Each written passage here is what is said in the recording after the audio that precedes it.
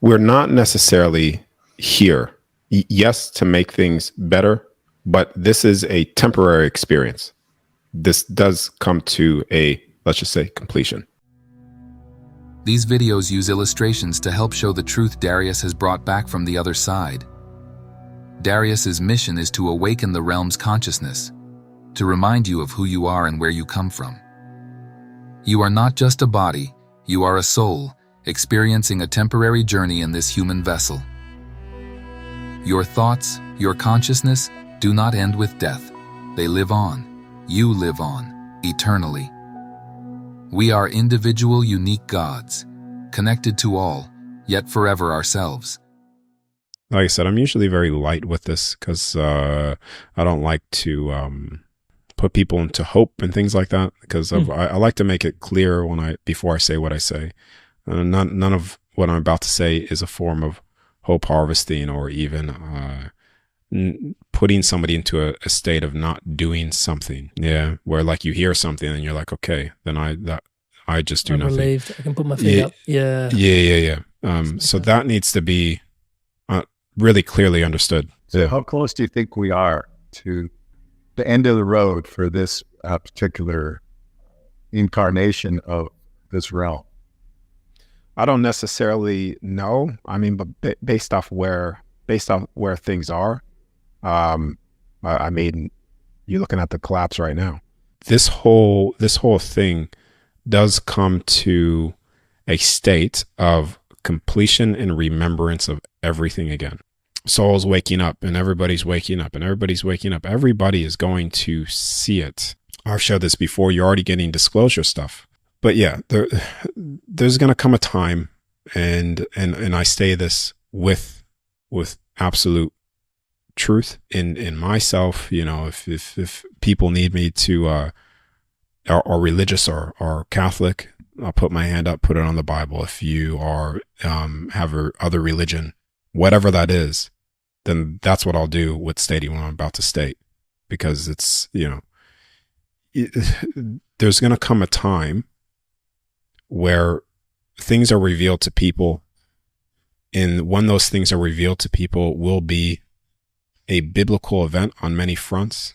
The mass awakening will just be, there's no returning back after this is what I'm saying. Like, this is where you're getting when the disclosure of, let's just say, contact happens. Like, this is where things are just going to start to really unfold, and you will even start to get some of the what people consider biblical beings presenting themselves as well. Races, in a sense, of individuals, what people call ETs, but they're not even ETs. These are beings from even the out of body state, like your angels and things like that, where things are disclosed in that way for people. You know, some of the original bodies, you could say, in Antarctica. There's an Antarctic treaty for many different reasons, and also one of those reasons is also hiding a lot of the pyramids, structures, you could say, craft that are there, technology that are there, and all this at some point will be disclosed to the people. You're going to even see a lot of the control structures to control humanity also start to be exposed, and they have been being exposed little bits over time, but like, that's just going to continue, because where humanity heads is complete freedom. You could say a heaven on earth again. And that is the final event marker of what I know that will happen and come true. There are many different variables and potentialities of time of navigating that, but I know that is the marker, that is the destination, and it doesn't matter what happens in between that hits. And when it hits, let me tell you, it's going to hit hard, because everybody's going to see it again. You're going to get disclosure on the information of technology that has been suppressed from people for so many years. There's free energy devices that out there that have been buried inside the patent system. There's even technology that I've seen in my out-of-body state that they're actually using to this day that are still suppressed to the population that would make humanity's life so much more easier. Throughout history, certain inventions had the potential to change the world, only for their creators to meet mysterious and untimely ends. Stanley Meyer claimed to have built a car that ran on water, but after meeting with investors, he collapsed, gasping, "They poisoned me." Nikola Tesla envisioned free energy through his Wardenclyffe Tower, but once financiers realized they couldn't profit, his funding was cut, and his work was seized upon his death. Paul Pantone's Geat plasma reactor, capable of running on nearly any liquid fuel, landed him in a mental institution before his early demise, while Eugene Malov, a fierce advocate for cold fusion energy, was brutally murdered under suspicious circumstances. Tom Ogle, who designed a carburetor allowing cars to get over 100 miles per gallon, refused to sell his patent to oil companies, only to be found dead soon after. Royal Raymond Rife, who developed a machine to destroy cancer cells with frequencies, had his lab raided, his research burned, and his reputation ruined before dying in obscurity. Time and time again, revolutionary breakthroughs have surfaced, only to be silenced before reaching the masses. You know, when you talk about replicators and stuff too, even though we haven't talked about that, but when you bring up that term too, understand this, they have the ability, and you could Google search this, they have the ability to clone an animal. They've done this already a long time ago. And so they have the ability to clone animals. They have the ability to replicate food at the, you could say, the cellular structure and replicating that food. And they have technology to make a true Garden of Eden on Earth. That's the technology that they have, physical tech. So all these things that have been suppressed, if you are able to clone a dog, you are also able to clone and replicate other things.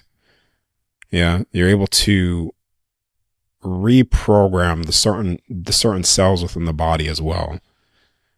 And this is a technological front, yes, but the most important thing is what will be remembered again. And when we hit that state, is that your body is also that piece of technology. You could see why I stated in the beginning, I'm very hesitant to say things like this because I'm not putting people in hope or hope harvesting or hope of something to come. Everybody's playing their scripts perfectly. And everybody can access this stuff, but they won't access it unless they really want to, because, you know, the time frame that we're at is all this is very accessible. And this is where it goes into like what I just said before, like the whole, you know, free will and stuff like that. It's like everybody's playing their roles perfectly until, you know, they're ready to reach that final event marker, which is inevitable to wake up, access something, you know. There were certain like events, you could say, that took place in the past. And you could say what happens here is actually even more biblical in a sense than that, what happens. And like I said, I'm not going to go through all of the little details and hope this and hope that, but it's just everybody does at a point in time, and it's already happening slowly and slowly through all of this stuff. What happened 4 years ago, etc. It's being dripped out, and it's going to continue. Yeah. So it's, yeah. And there's a lot of stuff still being hidden from the people, but I based off the things that I've seen in the out of body, as I've stated, it's some things people won't even believe, and sometimes it's best not to even speak about it until it's actually shown. This is where I don't really like the date stuff, like, you know, when is it, because it's happening now, you know, and it's more accessible now than ever before. And it's probably not like it's not really a time thing. It's more like a sequence of events, wouldn't you say? Yeah, absolutely. As we shape our own lives, we are also part of a collective consciousness that guides reality. There are many paths to awakening, But enough people have started to wake up that it's no longer a question of if, only a matter of when. The timing depends on all of us. Be the light by leading with kindness, wisdom, and patience. Share knowledge to raise consciousness and help others awaken to their true nature. Heal yourself. Inner transformation creates outer change. Detach from illusions like materialism and fear-based control.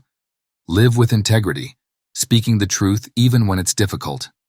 Expose the truth. Shed light where darkness hides, revealing lies and deception. Boycott corrupt corporations and institutions by refusing to support them financially. Demand accountability. Hold leaders, businesses, and organizations responsible for unethical actions.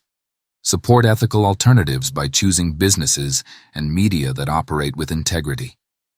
Educate others, spread awareness, and encourage critical thinking to break the cycle of manipulation. Refuse fear-based control. Stand firm in your beliefs and do not be swayed by propaganda. Participate in grassroots movements that challenge corruption and advocate for real change. Push for transparency in government, corporations, and media to eliminate secrecy and hidden agendas. Unite with others. Collective action is stronger than individual efforts. Never stay silent. Speaking the truth is the most powerful weapon against deception. Things have no choice but to unfold and reveal themselves. And it's going to. That's something that, I know that people may take this and bait me to then lead me down somewhere else and see what you said. But 100% with my full soul, my full knowing in who I am, of who I know I am, and the things that I do here reflect on me on the other side as well. I put my hand up in full knowing that this place is the set fixed marker is for every soul to stand again, to fully see it again.